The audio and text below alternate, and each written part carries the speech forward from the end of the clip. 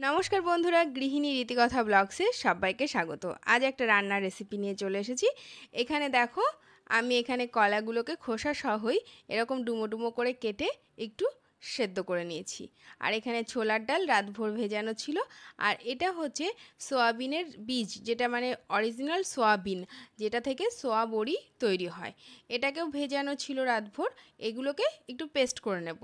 আর এখানে একটা মশলা তৈরি করে রেখেছি, যেখানে দিয়েছি জিরে, ধনে, আর তার সঙ্গে একটু পোস্ত, কাজু বাদাম আর একটু সামান্য কয়েকটা কিশমিশ দিয়ে ভালো সুন্দর করে একটা পেস্ট তৈরি করে রেখেছি। এদিকে দেখো, এই পেস্টটাও কিন্তু আমার তৈরি হয়ে গেছে, যেটা দিয়ে আমি কোপ্তা তৈরি করব। আজকে হবে সয়াবিনের আর কলা দিয়ে কোপ্তা। তো তার জন্য পরিমাণ মতো লবণ আর একটু পাকা লঙ্কা বাটাটা দিয়ে দিলাম, যাতে মুখেও বাঁধবে না, অথচ আবার ঝালটাও পরিমাণ মতন হয়ে যাবে। আর এইটা মাখার সময় একটু ফেটিয়ে নেবে, তাহলে না খুব সুন্দর ফাঁপা ফাঁপা হবে ভিতরটা, খেতে ভীষণ টেস্টি হবে। আর শুধু ডালের থেকে কিন্তু এই সোয়াবিনের বীজ দিয়ে করলে যেমন তার পুষ্টিগুণটাও বেড়ে যায়, তেমনি কিন্তু স্বাদটাও বেড়ে যায়। এবার যেরকম ইচ্ছে সেরকম আকারের ভেজে নিতে হবে। ছোট ভাজলে ছোট, বড় ভাজলে বড়, তোমাদের ইচ্ছা মতন তোমরা ভেজে নেবে। দেখো, এই বড়াগুলো কিন্তু বেশ খানিকটা ফুলেও ওঠে, যার ফলে বেশ অনেকটা কিন্তু বড় বড় হয়ে যায়। আর ফাটানোটা যতটা মানে তুমি ফাটাবে, ততই কিন্তু ফাটবে বড়াগুলো। তো এবার এগুলো কিন্তু সিম থেকে মিডিয়াম হিটে বেশ লাল লাল করে এইভাবে ভেজে তুলে নিচ্ছি। আর এটা যে সমান করতে হবে চারিদিকটা, সেরকম কোনো ব্যাপার নেই। একটু মানে এদিক ওদিক হয়ে থাকলেই বরং বেশি টেস্টটা লাগে। তো এইভাবে আমি কিন্তু বাকি বড়াগুলোও ভেজে নিচ্ছি। তারপরে চলো বাকিটা দেখো। এদিকে আমার বড়া ভাজা হয়ে গেছে, কড়াইটা গরম করে নিয়েছি, দিয়ে ওই ভাজা তেলটাই তুলে খানিকটা দিয়ে দিলাম। এই তেলটা গরম যেহেতু ছিল, বেশিক্ষণ সময় লাগেনি। তার মধ্যে তেজপাতা আর গোটা গরম মশলা ফোড়নে দিয়ে দিলাম। আর গোটা গরম মশলাটা একটু থেতো থেতো করে দিয়েছি, তার মধ্যে দিয়ে দিলাম সামান্য একটু সাজিরে। এবার এটার যেই সুগন্ধ বেরিয়ে আসবে ভাজার, তখন এদিকে ডুমো করে আলু কেটে রেখেছি, আলুটাকেও দিয়ে দিচ্ছি তেলের মধ্যে, দিয়ে বেশ সুন্দর করে লাল লাল করে ভেজে নেব। আর নরমও কিন্তু করে নেব। এই রেসিপিটাতে তোমরা ইচ্ছা করলে কিন্তু পেঁয়াজ রসুনেরও ব্যবহার করতে পারো, তবে আমি এটা নিরামিষ করেই করছি। এখানে দিয়ে দিলাম পরিমাণ মতন লবণ আর হলুদ আলুর মতন। এবার একটু নাড়াচাড়া করে এর মধ্যে দিয়ে দেব সামান্য জলের ছিটো, তাহলে আলুটা খুব সুন্দরভাবে ভাজাটা সেদ্ধ হয়ে যাবে ভাজাটার সময়, আর লবণ হলুদটাও কিন্তু খুব সুন্দরভাবে ঢুকে যাবে। তো এবার একটু ঢাকা দিয়ে দেব 5 মিনিটের জন্য। তারপরেই কিন্তু আলুটা ভেতর থেকে সেদ্ধ হয়ে গেছে। দেখো দেখো কত সুন্দরভাবে কিন্তু আলুটা সেদ্ধ হয়ে গেছে। আর আলুটার রঙটাও দেখেছো, সামান্য জল দেওয়া হয়েছিল বলে হলুদটা কিন্তু মানে আলুর ভেতরে কিন্তু ঢুকে গেছে। দেখো আলু কিন্তু আমার সেদ্ধ হয়ে গেছে। এবার এর মধ্যে আবার একটু সামান্য পরিমাণে দিয়ে দিলাম পাকা লঙ্কা বাটা।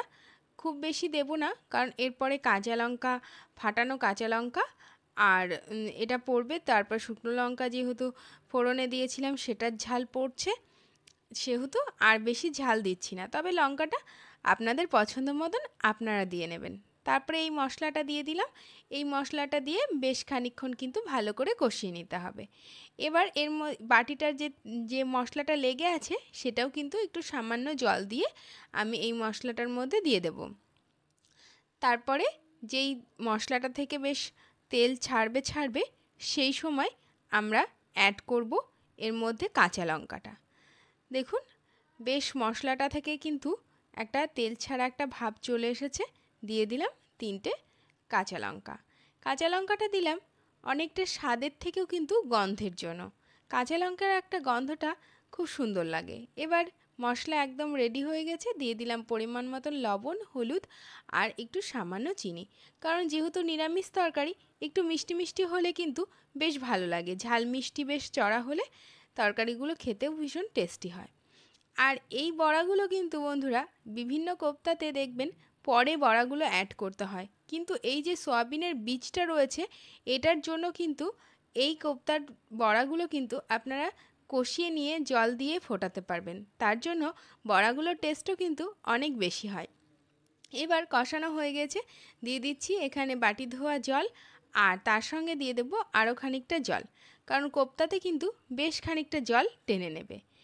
এইবার কিন্তু আমাদের প্রায় রান্নাটা তৈরি হয়ে গেল, আর বেশিক্ষণের কিন্তু অপেক্ষা নাই। তো এরকম নতুনত্ব রেসিপি আপনাদের কেমন লাগছে অবশ্যই জানাবেন। দেখুন এখানে কিন্তু ঝোলটা ফুটে উঠেছে। এবার দিয়ে দিলাম সামান্য একটু স্বাদ গরম মশলার গুঁড়োটা, এটা সানরাইজেরটাই আমি ব্যবহার করেছি।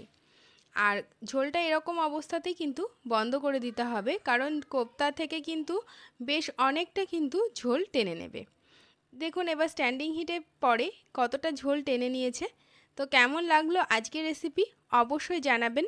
আর যারা নতুন বন্ধু আমার চ্যানেলে আসছেন, তারা ভালো লাগলে অবশ্যই সাবস্ক্রাইব করে পাশে থাকবেন। আর পাশে থাকা বেল আইকনটি প্রেস করতে ভুলবেন না, তাহলে যে কোনো নোটিফিকেশন আপনার কাছে সবার আগে পৌঁছে যাবে। তো আজকের মতো এই পর্যন্তই। আমরা এবার যাই টেস্ট করতে, আর আপনারাও কিন্তু ঘরে তৈরি করার জন্য প্রস্তুত হন। আর ততক্ষণের জন্য খুব ভালো থাকবেন, সুস্থ থাকবেন, আর নতুন নতুন রেসিপি দেখতে থাকবেন। অবশ্যই জানাবেন কিন্তু এটা কেমন লাগলো। লাইক শেয়ার কমেন্ট করতে ভুলবেন না। টাটা।